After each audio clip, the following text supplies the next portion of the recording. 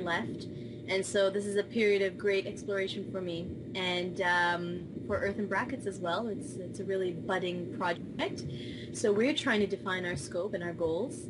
And I think this is definitely an area that, while I may not stay in it forever, it's something that I'm exploring for now and really enjoying. I think policy is an arena that's often overlooked by youth. It's avoided because it's very controversial. It's kind of boring. It's polarized, and youth tend to try to use their passion and their energies more in the grassroots. And I think we definitely do need a youth voice in the UN forum and in the political arena in general.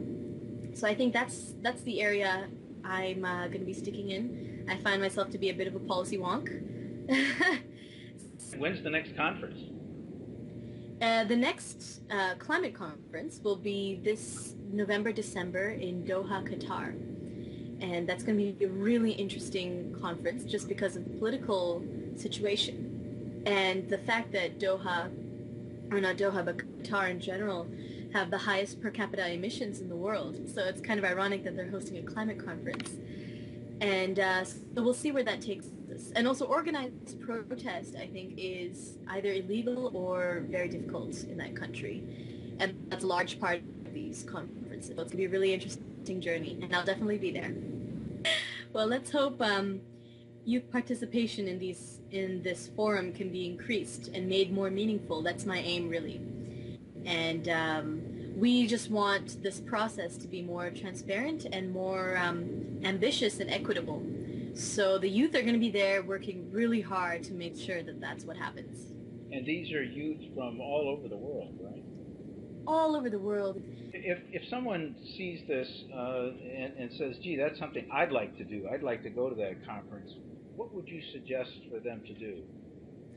Well, I think that's a fantastic idea if anybody feels inspired to get in on this setting. What our school does is one of our professors has our school accredited. You need to go through an accreditation process where you apply to the UN and they accredit you as a nonprofit attending the conference. And then when it comes close to conference time, or actually well in advance, a few months in advance of the conference, you need to register each person who's part of the delegation. And so it's a bit of a bureaucratic process, but you should start early in the year because the climate conferences are held at the end of the year. So you should start around March. And the organization could be a university, but it also could be a not-for-profit.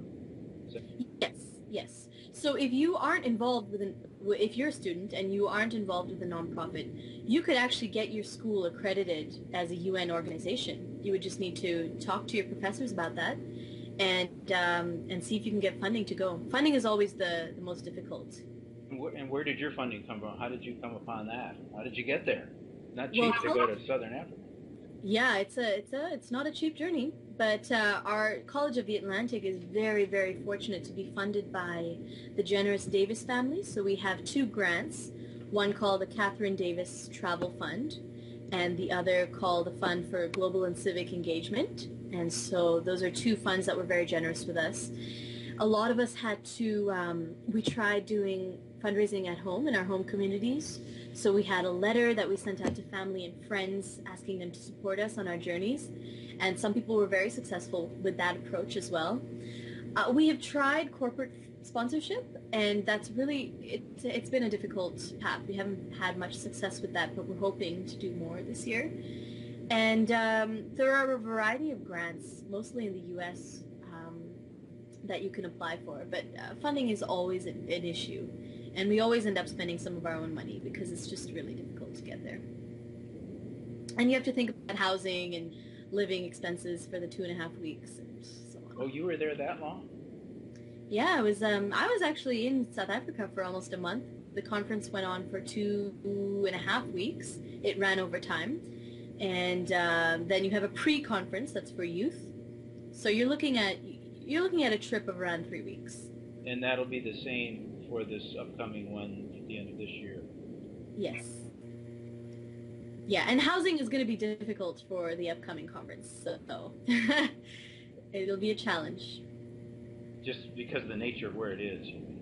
Yeah, Doha is just a very expensive city, and there's not very affordable housing. For example, in Durban, where the last conference was, there were youth hostels that we could rent out and stuff. In Doha, there aren't. How many youth do you think will be at this next conference? Uh, I'd say a good 300 to 400. It really depends. I'd say reduced participation for a place like Doha, but definitely a couple of hundred at least, coming from all over the world in different organizations. Our delegation's around 10 to 12. But you'd like to see as many as possible from as diverse.